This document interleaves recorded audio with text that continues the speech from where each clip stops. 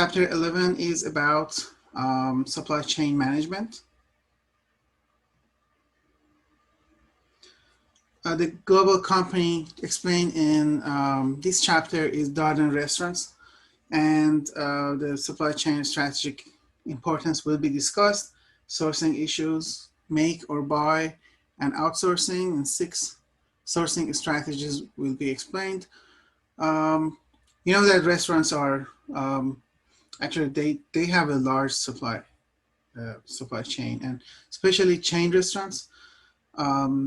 They need to manage their suppliers very well because the supply chain is a big portion of the cost of a restaurant, and by managing it well, they can actually save a lot, and with the revenue they have, they can make more profit. We will talk about supply chain risk, managing the integrated supply chain, building the supply base, logistic management, distribution management, and ethics and sustainable supply chain management, measuring supply chain performance.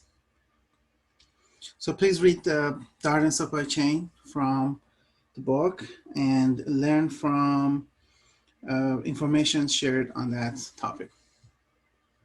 Our learning objectives: explain the strategic importance of supply chain, identifying 6 sourcing strategies, explain issues and opportunities in the supply chain, describe the steps in supply chain election or selection.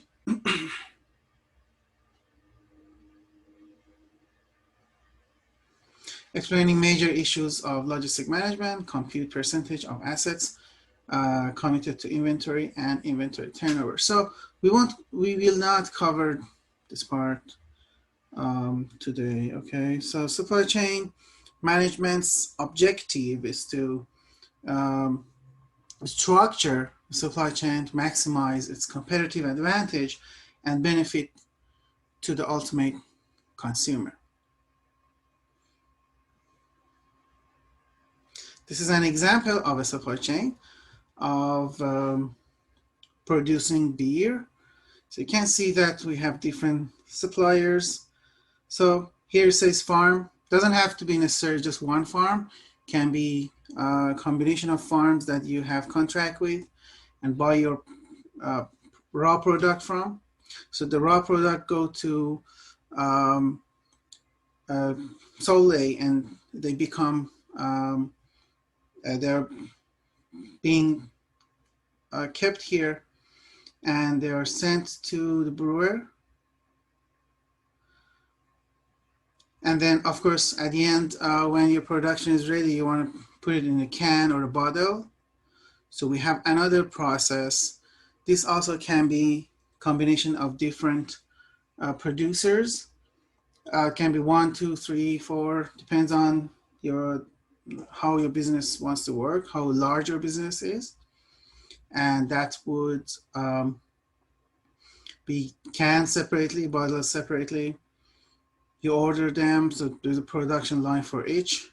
They also have their own suppliers, that these suppliers send all the raw material to them, and they can create cans and bottles.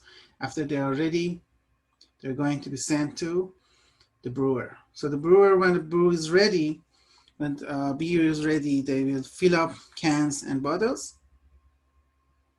And from there, they are sent to distribution centers. From distribution centers, they're going to stores like Sam's, like Walmart, and other stores. And of course, the customers, either it's delivered to customers' places, or customers are going to those stores and buying the products. So you can see there are a lot of information that's missing here, right?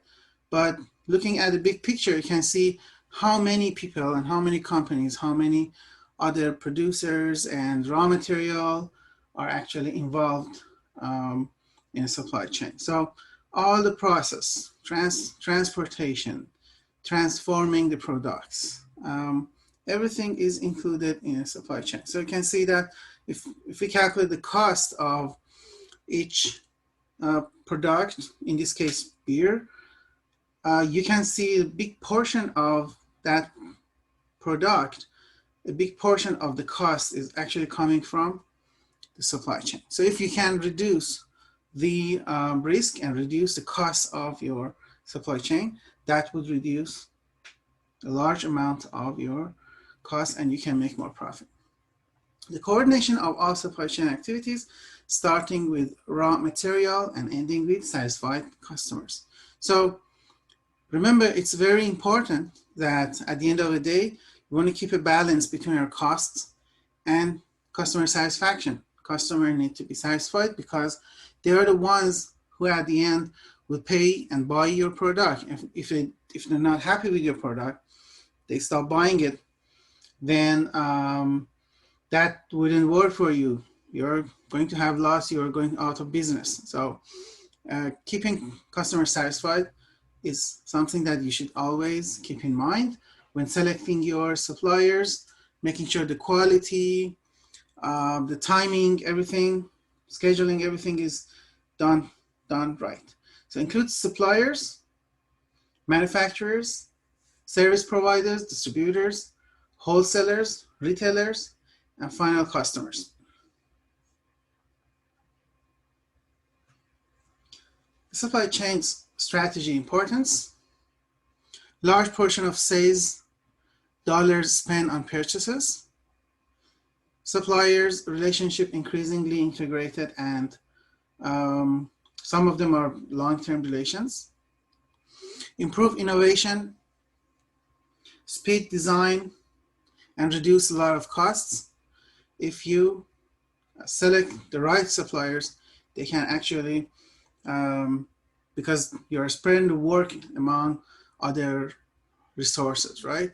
So that reduces a lot of cost, that reduces a lot of time, or give us a higher speed in design and manufacturing, and can improve innovation because you're outsourcing. So managing supplier relationship has added emphasis. And this is an example of, so these numbers are not exact, but these are actually collected based on certain industries and at a certain time, a few years ago. So they might not be correct at this point, but automobiles, what portion of total cost or the purchase cost is coming from supply chain? 67%, big portion.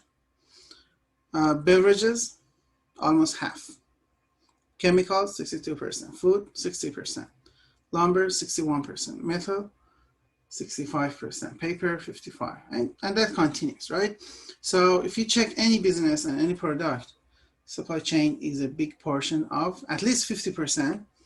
I can say like 90% of businesses, they have, of course, not the services, but businesses that they sell a product, they normally have a big cost on supply chain. So that is just telling us the importance of supply chain. Supply chain versus sales strategy. So let's say that we have current situation. We have $100,000 of sales. Cost of material is $60,000. Product cost is $20,000. Fixed cost $10,000.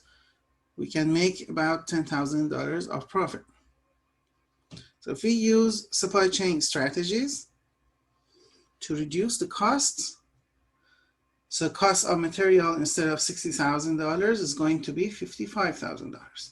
We saved $5,000 here, and let's say the rest of the costs are the same.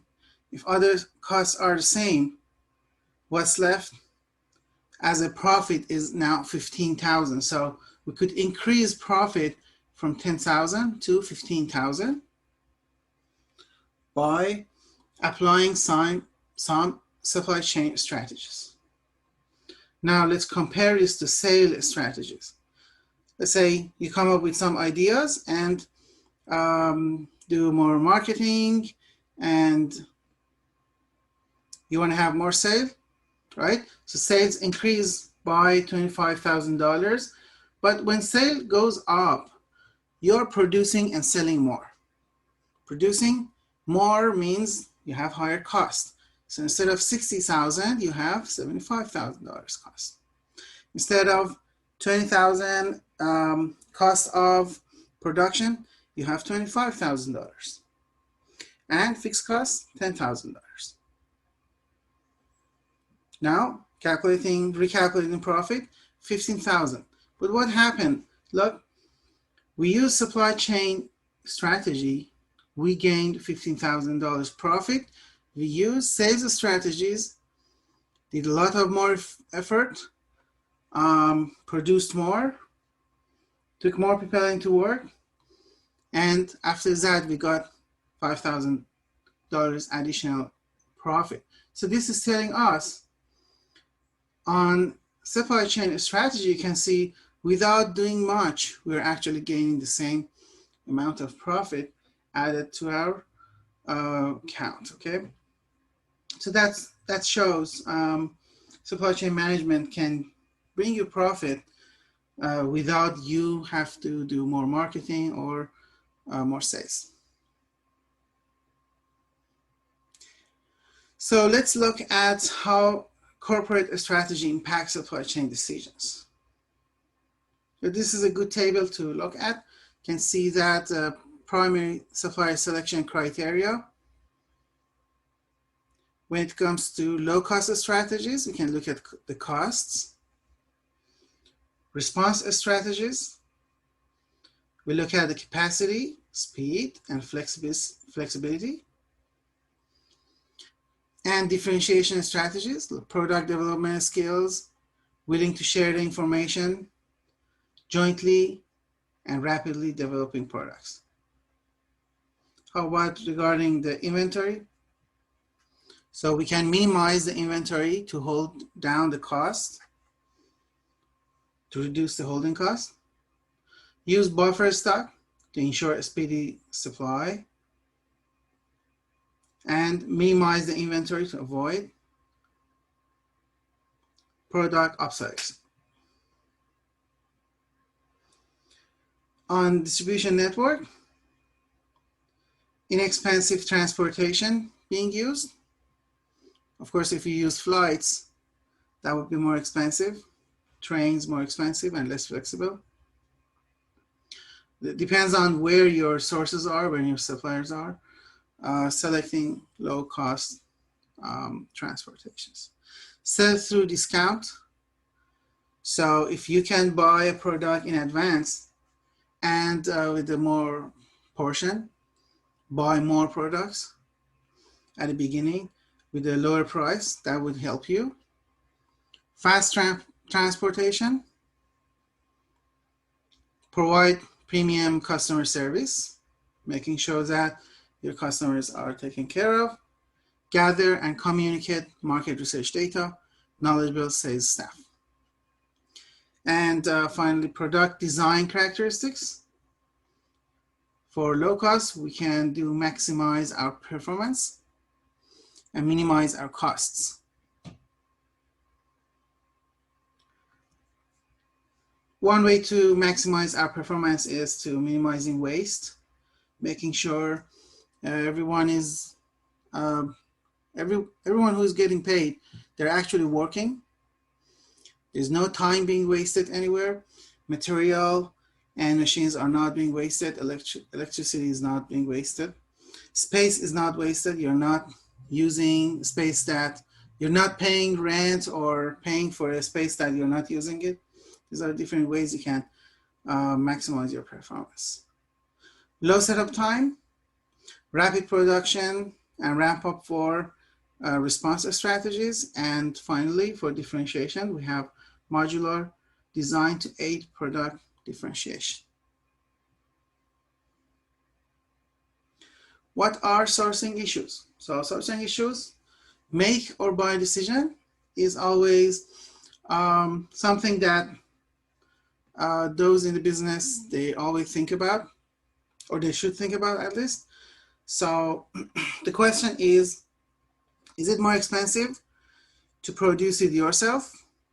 The supply that you want, is it more expensive to produce it yourself or buy it from another company? Sometimes it's safer, it's less risky, and it's cheaper to buy a few machines.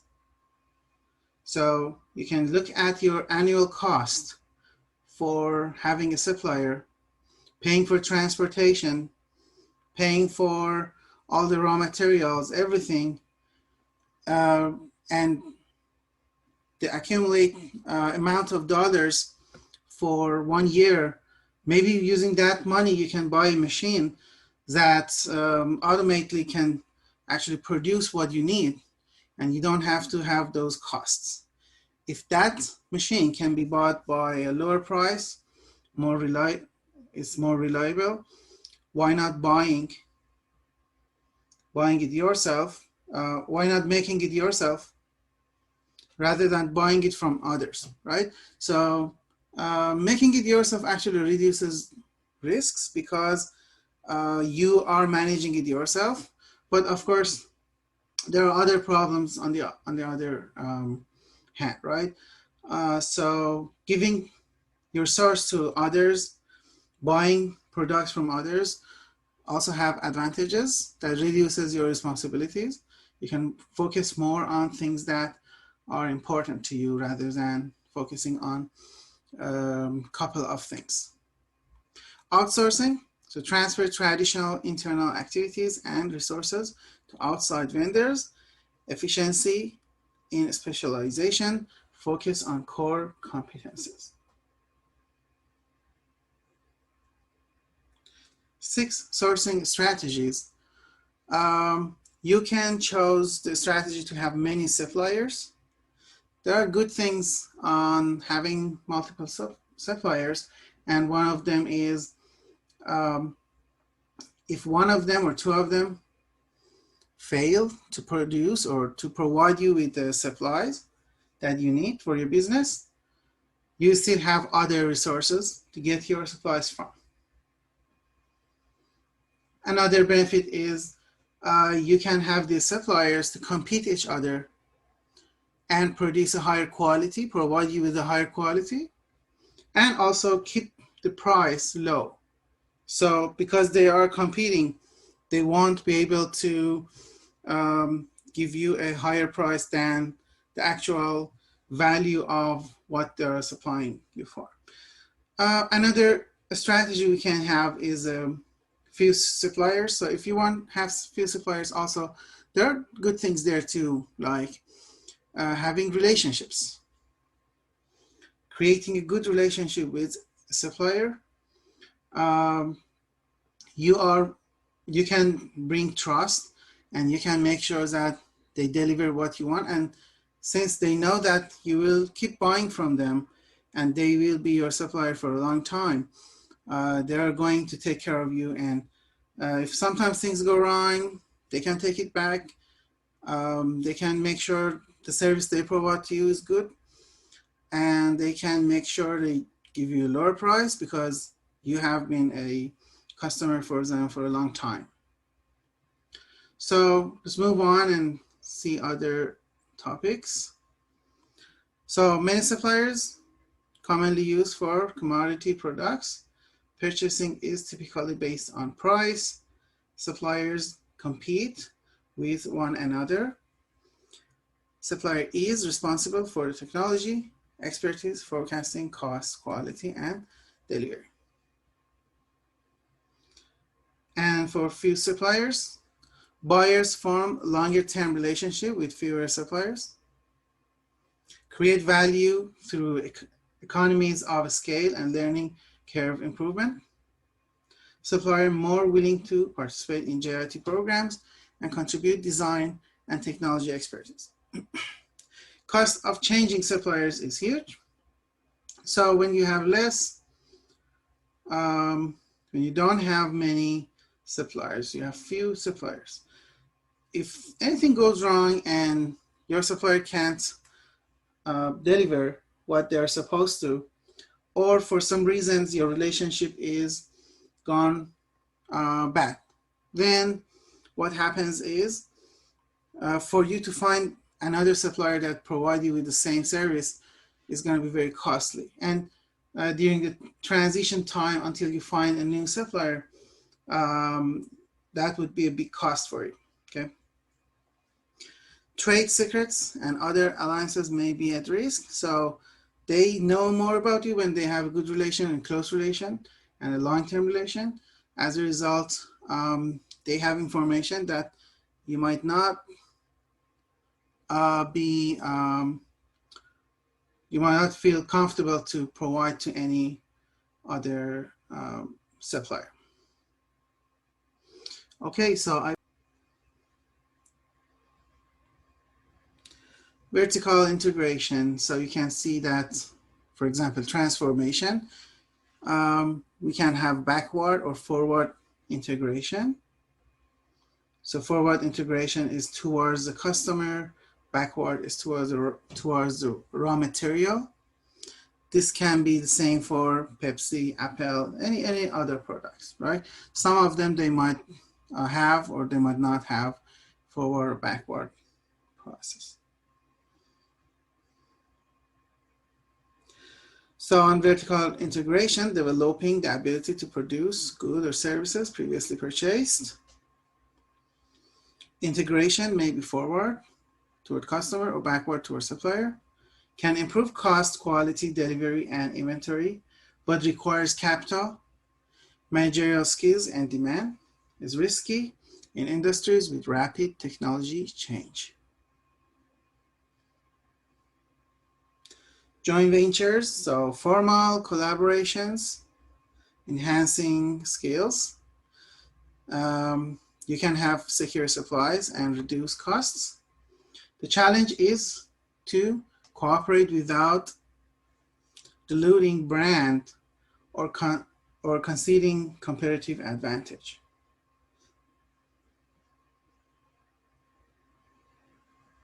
Keiretsu network. So it's a middle ground between few suppliers and vertical integration. Supplier becomes part of the company coalition and often provide financial support for suppliers through ownership or loans. Members expect long-term relationship and provide technical expertise, stable deliveries, and may extend through several levels of supply chain. About virtual companies, so virtual companies rely on a variety of supplier relationships to provide service on demand.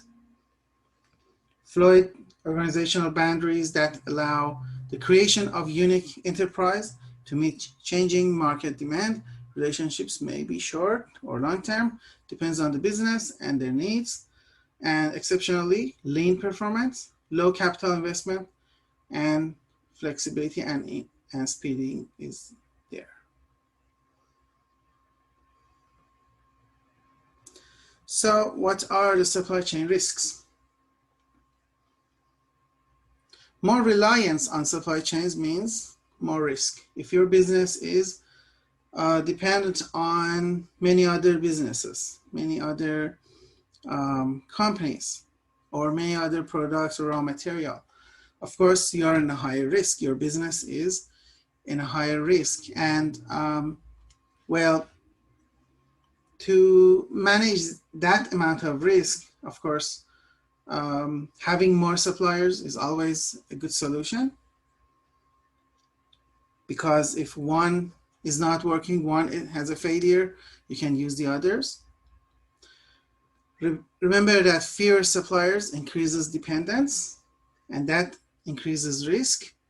The more you are relying on others, the higher the risk, compounded by globalization and logistical complexity. Vendor reliability and quality risks are important, and political and currency risks are so very important. Let's learn some mitigation tactics for risk. So things that we can do to reduce the risk is research, and assess the possible risks.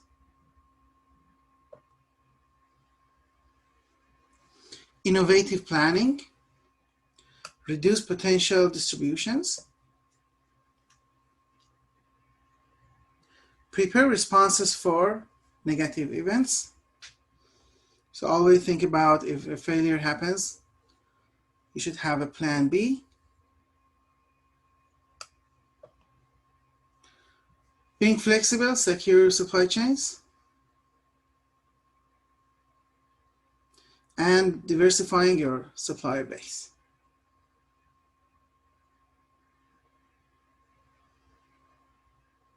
So we have some examples here for each of those cases. Supplier failure to deliver. You can use multiple suppliers so that you're not just relying on one supplier. Effective contracts with penalties also can be added. So you can have contracts that if they fail, they get some penalties, or they have to pay fine, or a portion of what the loss that you have, maybe 50%, maybe 25-75%. Subcontractors on retainer pre-planning. Examples are here. They're actually explained in the book as well. For example, McDonald's plans supply chain 6 years before its opening in Russia. Every plant, bakery, meat, chicken, fish.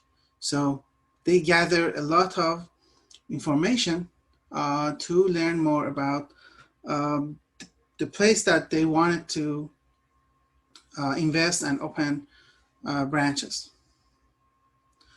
How about if we have quality failure? Careful supplier selection. Having training and certification and creating certification programs for suppliers and making sure they pass that process and learn that process that you want them to have that amount of quality for the work. And of course, monitoring and making sure the quality is in the range that you require. Example, Darden Restaurant has placed extensive controls, including third-party audits on supplier processes and logistics to ensure constant monitoring and reduction of risks.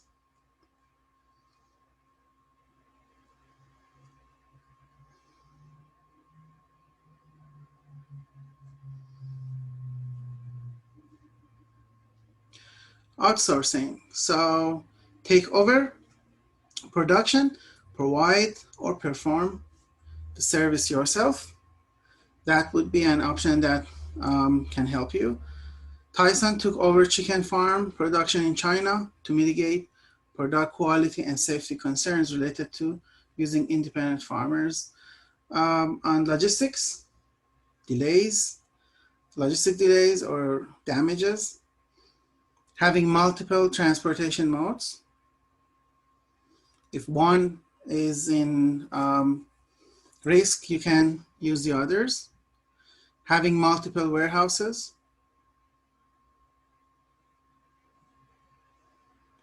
Secure packaging, effective contracts with penalties. Okay, so a good example is a Walmart with its own trucking fleet and numerous distribution centers located throughout the US, find alternative origins and delivery routes bypassing problem areas. So what Walmart does is they actually have warehouses among every 5 to 10 large cities with few Walmarts. They find the minimum distance between these 5 to 10 Walmart stations or stores, and they create a large warehouse where enough support and supply are available in those warehouses. And if the demand suddenly goes up, if something goes wrong and deliveries are not happening on time, they have actually the minimum distance to deliver the products on time and make sure they can answer to the demand.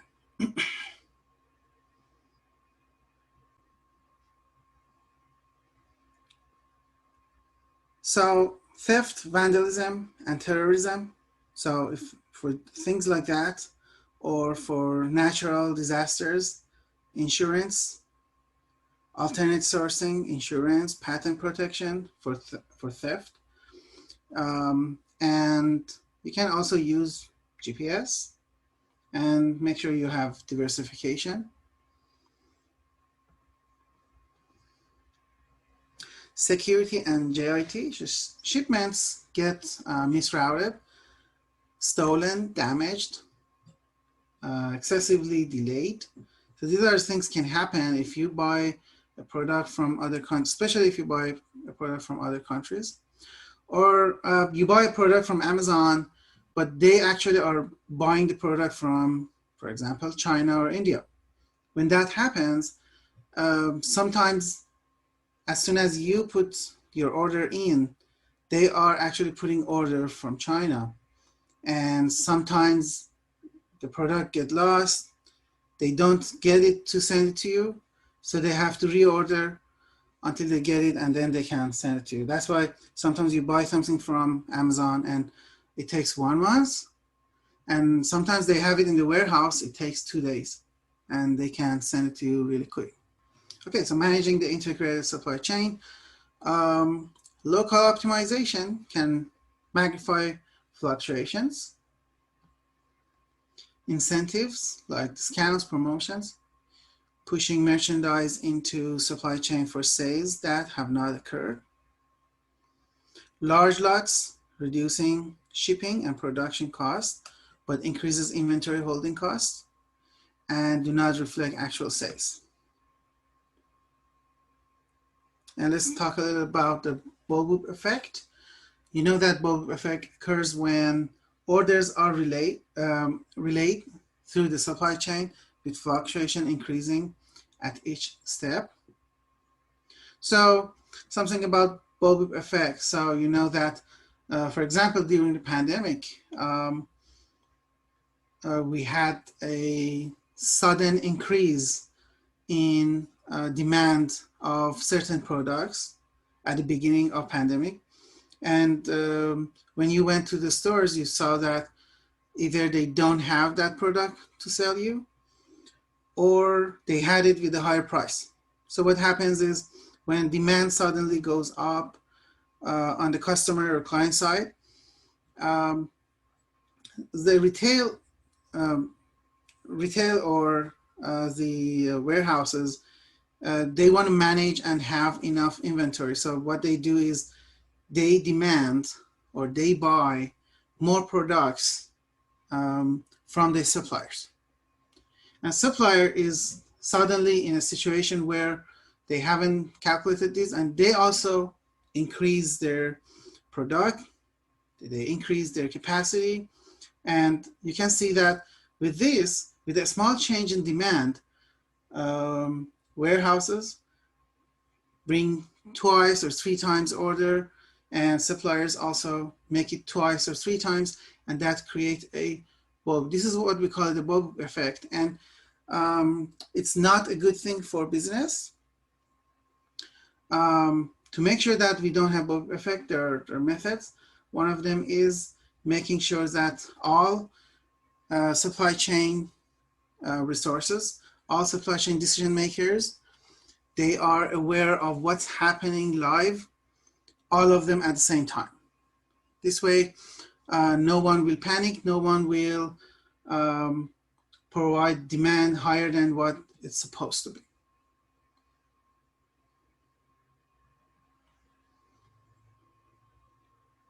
Opportunities: accurate pool data and sharing information, lot size reduction, shipping, discounts, using discounts, reducing ordering costs, single stage control of replenishments, single supply chain member responsible for ordering. So you can have someone to just focus on ordering or the supply chain process. The SAP software is a good example for this case. Vendor managed inventory is also a good solution for us.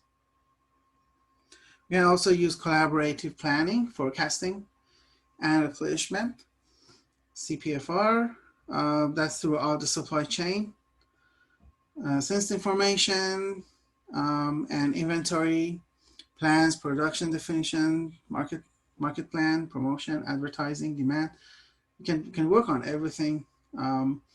Accurate forecasting, timing for shipments to reduce costs. So each of these you can actually work on, and from each one you can separately reduce some cost, and overall cost will be reduced.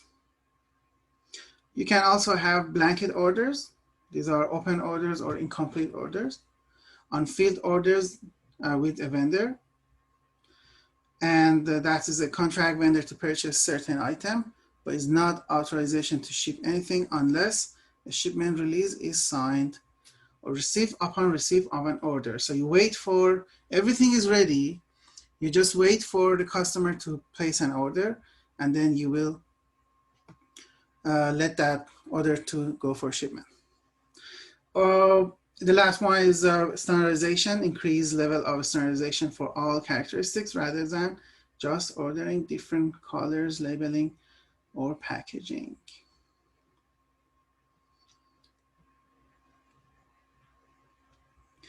Building the supply base. So the supplier evaluation is important, or vendor evaluation is important. Find potential suppliers. Information is very important in supply chain management, because the more information you get, the more information about multiple suppliers you have, the more suppliers you find,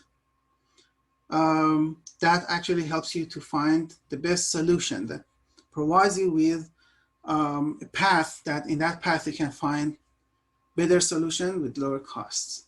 Determine likelihood of their becoming good suppliers, and supplier certifications are important.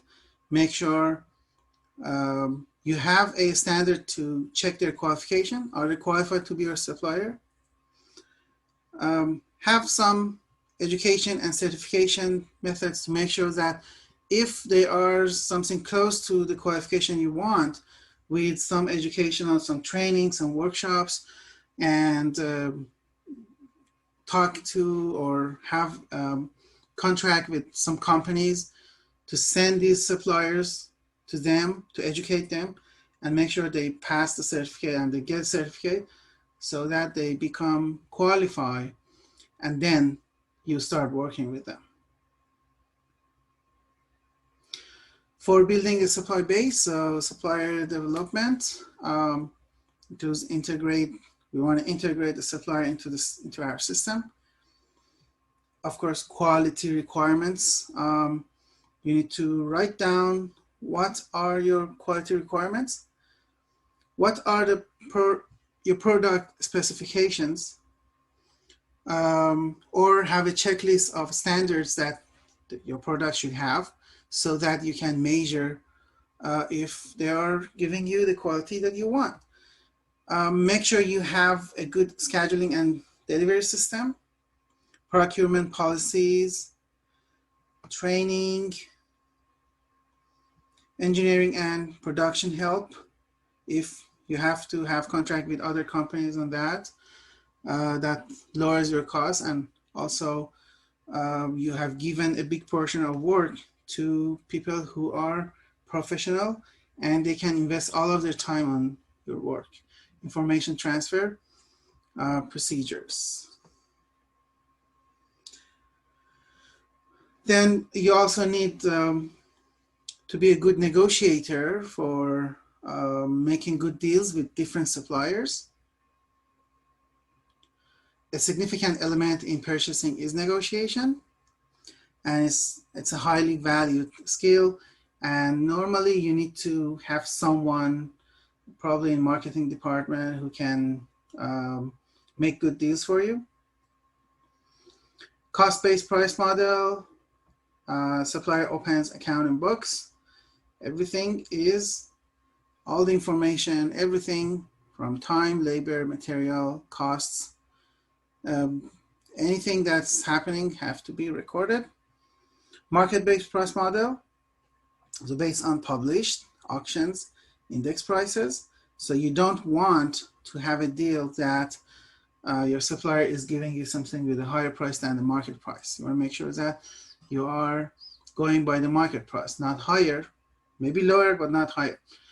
And having competitive bidding is also another solution you can have. That actually reduces a lot of costs. So, and that put your suppliers in a competitive process, and they will compete to become your supplier. So supplier to stay competitive, several suppliers and quotations from each are required, common policy for many purchases, and it does not generally foster long-term relationships.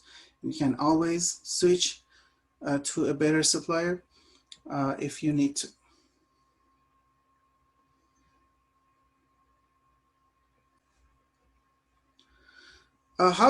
How you write your contracts is very important. Make sure if there are risks, risk of failure of your supplier, you share some risk. Put the percentage of losses coming from failures of your suppliers in your contract. Make sure you mention about benefits and create incentives. Centralized purchasing is also a good idea. So leveraging purchase volume for better pricing. You buy more, you can buy with lower price, or you have a contract for the whole year with a reduced price. That would be a good idea. Develop specialized staff expertise, develop stronger supplier relationship, and so on. So the next parts of this topic, you can just continue and read it. So I will just touch other important topics left. On logistic management, the objective is to obtain efficient operations through the integration of all materials. Acquisition, movement, and storage activities is a frequent candidate for outsourcing and allows competitive advantage to be gained through reduced costs and improved customer service. We might have options like trucks, which are flexible and less costly. We can use railroad, which is also capable of carrying large loads, and that makes it pretty much low cost, but it's less flexible. Air freights, of course, using planes is costly, it's expensive, but a good thing is that it's going to be fast. We can also use waterways, especially for products that those products are from other countries, other side of the world, and it's very costly to use flights rather than instead we can use waterways, we can use ships to have, we can buy a cargo and put all of our stuff in, all the products in one cargo, and with a very low cost, the cost of shipment will be divided into all stuff in the cargo. For things like oil, gas, other chemical products, of course, it's good idea to have pipelines. And we can also use multimodal for cases that, especially cases that are coming from other countries. Inside those countries, there's a transportation. Coming to our country is another transportation, arriving to our country and then unloading and using trains or using trucks. So we can use a multiple or multimodal shipments. Of course, faster shipments is more expensive. Faster methods tend to involve smaller shipment size, while slower methods involve large shipment size.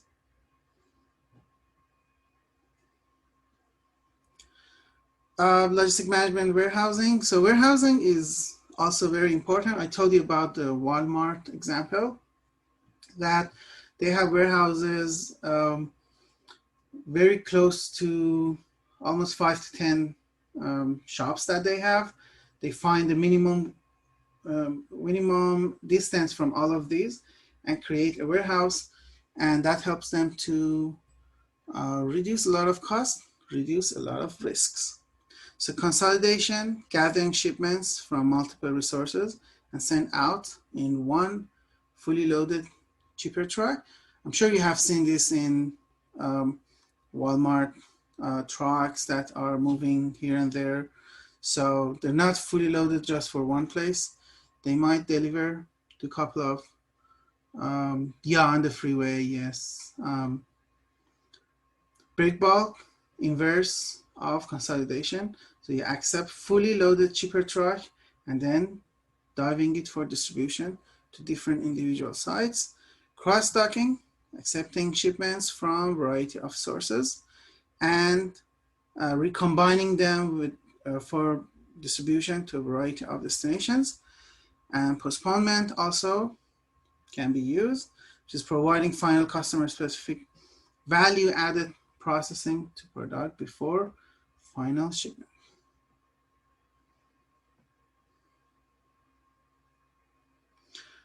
We can always also use a third-party logistics like post offices.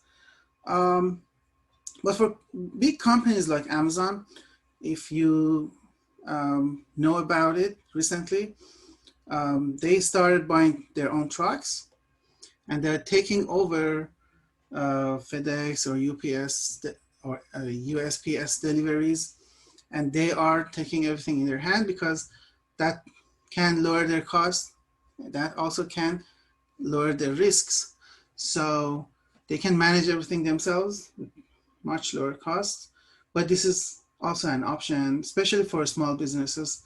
This works very well. On distribution management, so the outbound flow of products, you need to have a rapid response. Product choice for your customer is very important, and having good quality of service is very important. Increase the number of facilities generally improves the response time and customer satisfaction. At the end of the day, customer satisfaction is what's very important for us. So the total costs involved in supply chain, of course, there are a lot of sub costs that are not mentioned here, but inventory costs, transportation costs, facility costs, and logistic costs are, actually, these are the costs that you can take into account. These are a big portion of costs of supply chain. And we always try to minimize these costs. So the red line that you can see here is a sum of facility cost and inventory cost, transportation cost. So we want this to be in the lower. So we always graph. First, it's not that nice always, but you can always put them on Microsoft Excel, graph them, and see where the minimum cost is when you are deciding how many facilities, how many companies to deal with, how many suppliers, and reduce your total costs. And to maximize your profit, you can have your data on logistic costs and your revenue and see where on number of facilities, for example, where you can maximize your profit.